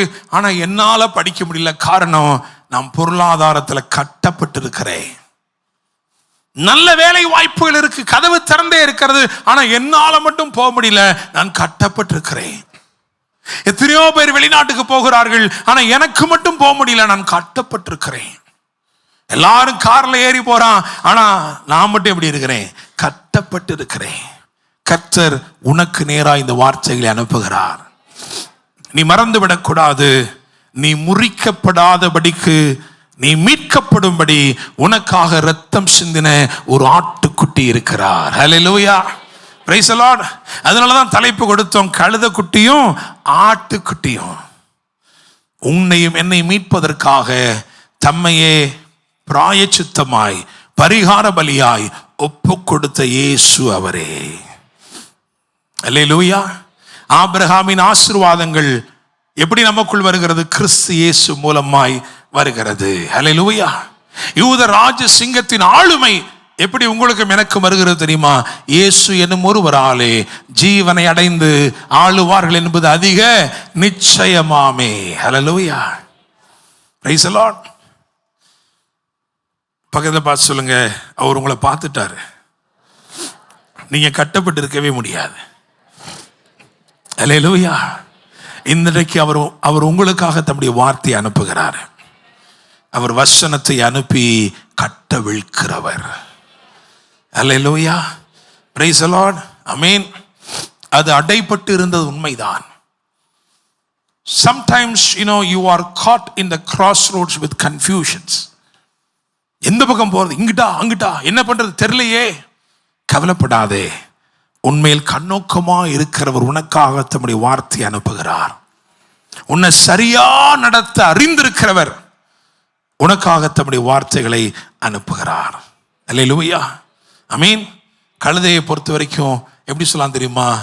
அவர் கண்டு கொண்டார், அவர் கட்டவிழ்த்தார், அவர் கனப்படுத்தினார். Price the Lord. விசுவாசிக்கிறீங்களா? ஆமென். ஸோ இயேசு அந்த கழுதையை கட்டவிழ்த்து கொண்டு வர சொன்னார். அந்த கழுதையின் மேலே இயேசு என்ன பண்ணாரு?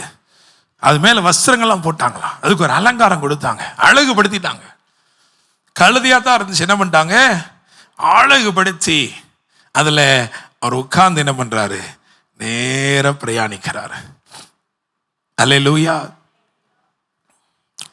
வரிசையா பின்னாடி பெருங்கூட்டம் வருது. ஆனால் அந்த கழுதை நேரம் எங்கே போச்சு தெரியுமா? அரண்மனைக்கு போல எங்கே போச்சு? ஆலயத்துக்கு.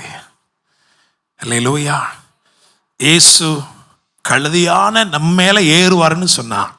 நம்மை அவர் அரண்மனைக்கு நேராக நடத்தாம எங்க கொண்டு போறார் தெரியுமா?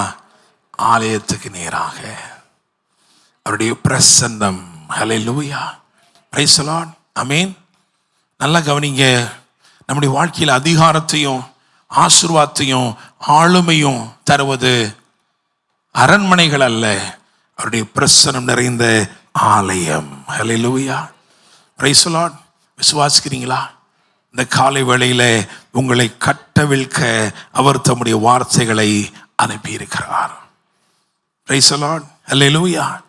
நிச்சயமா நான் சொல்றேன், ஒண்ணே ஒண்ணு. அந்த கழுதை, இந்த பிரதிஷ்டை உள்ள கழுதை, அர்ப்பணிக்கப்பட்ட அந்த கழுதை, அது நினைச்சிருக்கும், சே மற்றவங்கள மாதிரி நம்ம இருந்திருக்கலாமே. அட்லீஸ்ட் அவங்க பாருங்க என்ன ஜாலியா போறாங்க, இப்படிதானே? பொதிகளை சுமந்து அங்கிட்டு இங்கிட்டு கூட்டமா மகிழ்ந்து போகும்பொழுது ஜாலியா இருக்க மாதிரி தான் இருக்கும்.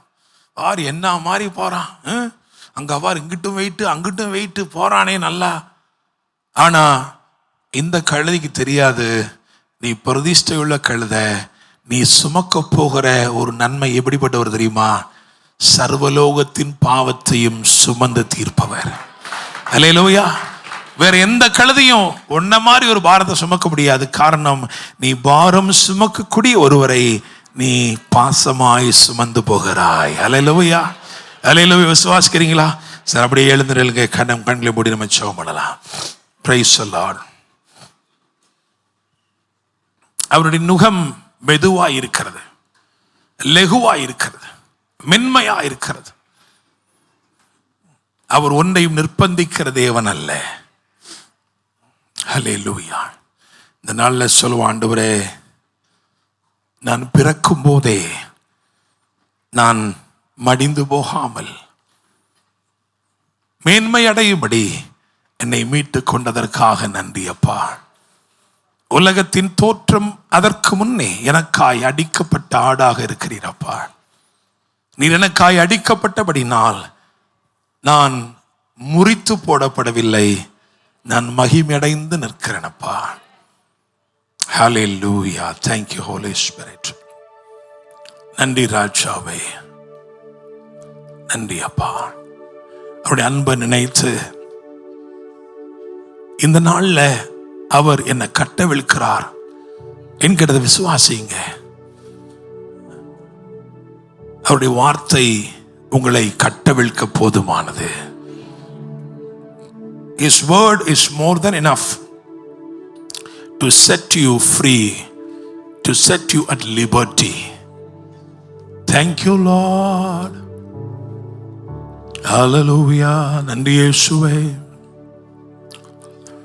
உம்மாலன்றி எனக்கு விடுதலை இல்லை, உம்மாலன்றி எனக்கு நிம்மதி இல்லை, உம்மாலன்றி எனக்கு விடுதலை இல்லை, உம்மாலன்றி எனக்கு நிம்மதி இல்லை.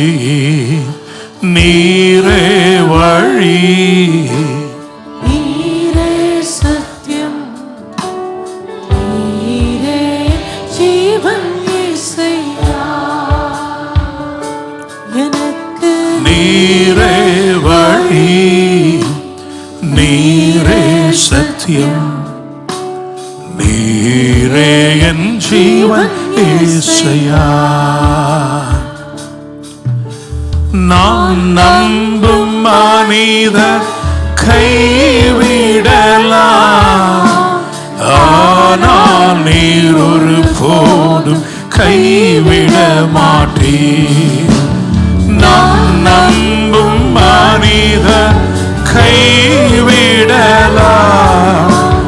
ஆனால் நீர் ஒரு போதும் கைவிட மாட்டீர்.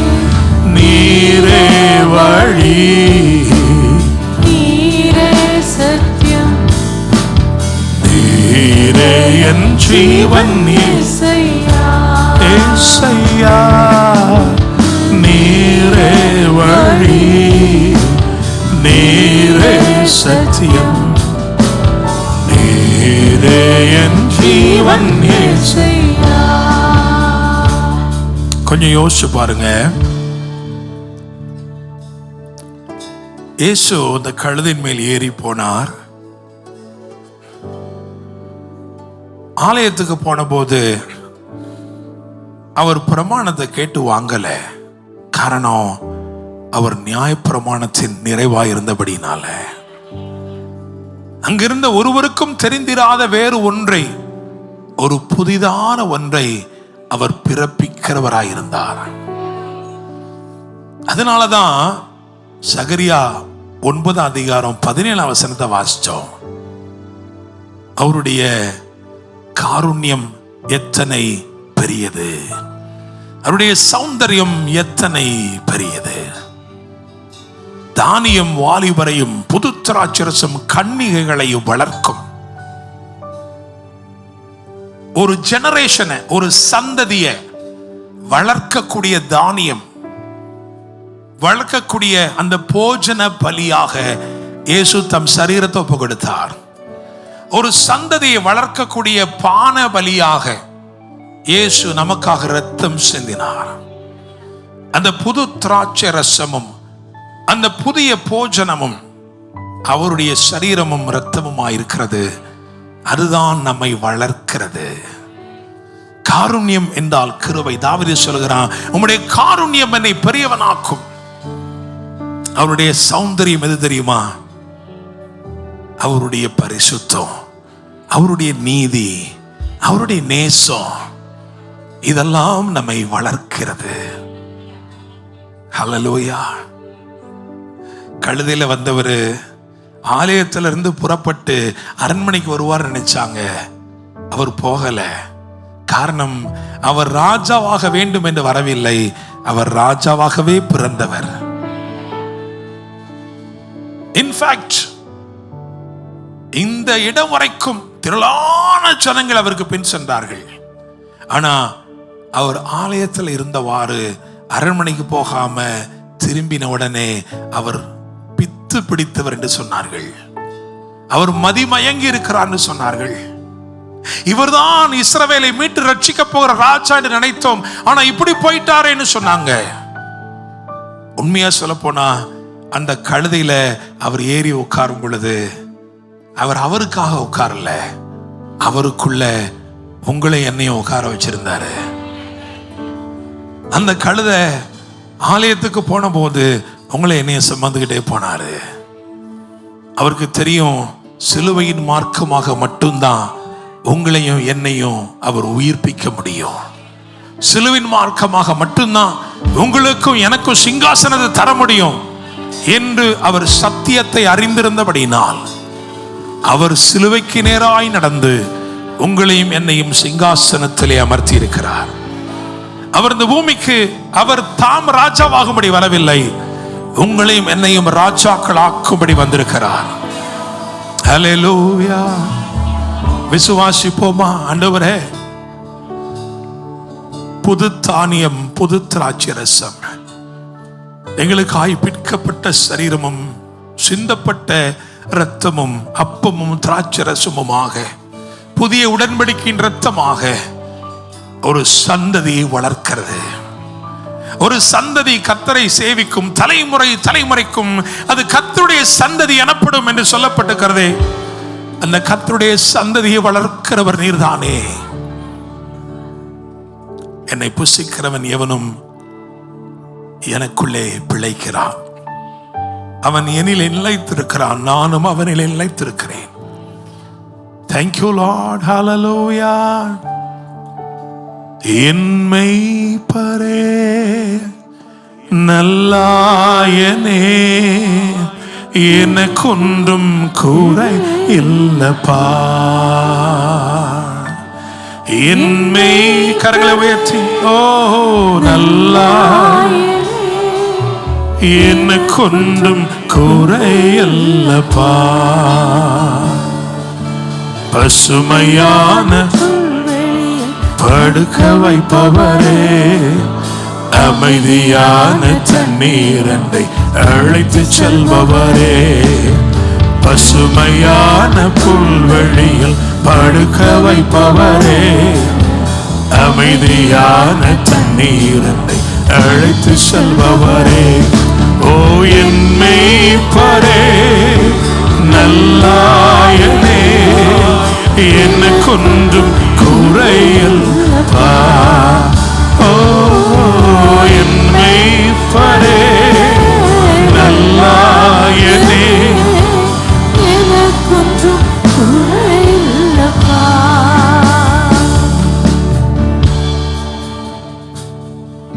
ஆண்டவரே, நான் முறித்து போடப்படாதபடிக்கு, நான் மடிந்து போகாதபடிக்கு எனக்காக உயிர் கொடுத்தவரே, என் காலமெல்லாம் நான் உம்மை சுமக்கட்டும்பா. கிறிஸ்து இயேசுவை சுமந்தவர்களாய், கிறிஸ்து இயேசுவை தரித்துக் கொண்டவர்களாய், உம்முடைய குமாரர்களாய். பாருங்களேன், கழுதை என்னைக்கோதான் பேசிச்சு, கழுதை என்னைக்கோதான் சுமந்துச்சு. ஆனா என்னாலும் அவரோடு பேசும்படிக்கும், என்னாலும் அவரை சுமக்கும்படிக்கும் உங்களையும் என்னையும் குமாரர்களாய் குமார்த்திகளாய், இந்த சந்ததியை குமாரர்கள் குமார்த்திகளாய் வளர்க்கிறவர் இயேசு. உங்களை என்னையும் வளர்க்கிறவர். குமாரத்துவத்தில் நீங்களும் நானும் வளர்கிறோம். ஹல்லேலூயா. நன்றி அப்பா, உம்முடைய வார்த்தைகளுக்காய் நன்றி செலுத்துகிறோம்ப்பா. ஆண்டவரே, கட்டுகள் அவிழ்க்கப்பட்டிருப்பதற்காய் நன்றி. எங்க அடையாளத்தை நீங்க மாற்றுகிறீங்க, எங்க வாழ்வின் நோக்கத்தை நீங்க நிறைவேற்றுகிறீங்க. எதற்காக நாங்கள் மடிந்து போகாதபடிக்கு மீட்கப்பட்டோமோ அந்த நோக்கம் மகிமையாய் முழுமையாய் நிறைவேறும்படி எங்களை தாழ்த்தி உம்முடைய கரங்களை தருகிறோம். உம்முடைய வெற்றியை நாங்கள் கொண்டாடுகிறோம் தகப்பனே. ஆண்டவரே, நீர் ராஜாவாய், ராஜாதி ராஜாவாய் வீற்றிருக்கிறீர். எங்களையும் ராஜாக்களாய் ஆசாரியர்களாய் உம் அருகிலே அமர்த்தி இருக்கிறீர். நீ தொடர்ந்து உம்முடைய ஜனங்களை ஆசீர்வதிங்கப்பா. ஆண்டவரே, இந்த நாளிலும் அப்பா, சமீபத்தில் மாத்திரமல்ல தூரத்தில் இருந்தும் இந்த வார்த்தைகளை கேட்டுக்கொண்டிருக்கிற ஒவ்வொருவரையும் இயேசுவின் நாமத்துல நாங்கள் ஆசீர்வதிக்கிறோம் தகப்பனே. ஆண்டவரே ஸ்தோத்திரப்பா, இந்த வாரம் முழுவதிலும் உம்முடைய பிள்ளைகள் கையிட்டு செய்கிற ஒவ்வொரு கிரிகளையும் ஆசீர்வதிங்க. போக்கிலும் வரத்திலும் கூட இருங்கப்பா. ஆண்டவரே, இன்னும் உம்மை தியானிக்க, இன்னும் உம்முடைய வார்த்தைகளை அறிந்து கொள்ள உதவி செய்யும். மீட்பரும் இரட்சகருமான இயேசு கிறிஸ்துவின் நாமத்தில் ஜெபிக்கிறோம். ஜெபம் கேளும் ஜீவனுள்ள நல்ல தகப்பனே, ஆமென். என் ஆத்துமாவே கர்த்தரை ஸ்தோத்திரி, என் முழு உள்ளமேடு பரிசுத்த நாமத்தை ஸ்தோத்திரி. என் ஆத்துமாவே கர்த்தரை ஸ்தோத்திரி, கர்த்தர் செய்த சகல உபகாரங்களையும் மறவாதே. ஆமென். கர்த்தர் உங்களை ஆசீர்வதித்து உங்களை காக்க கடவர். கர்த்தர் தம்முடைய முகத்தை உங்கள் மேல் பிரகாசிக்க பண்ணி உங்கள் மேல் கிருபையா இருக்க கடவர். கர்த்தர் தம்முடைய முகத்தை உங்கள் மேல் பிரசன்னமாக்கி உங்களுக்கு சமாதானம் கட்டளையிடுவாராக. ஆமென், ஆமென். ஹல்லேலூயா.